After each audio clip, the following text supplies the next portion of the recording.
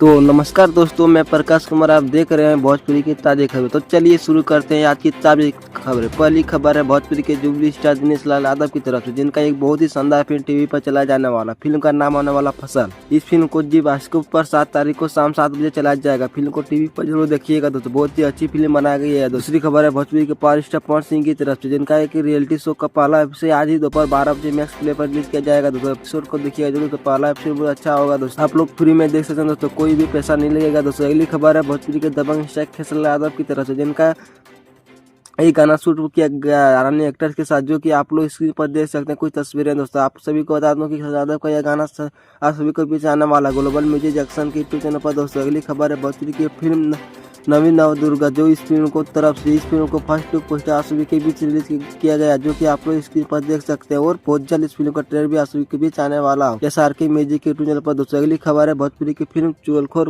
और इस फिल्म की तरफ से इस फिल्म को ट्रेलर को आप सभी के बीच रिलीज किया जाएगा 6 तारीख को सुबह 7 बजे इंटरनेट रंगीला के यूट्यूब चैनल पर दोस्तों।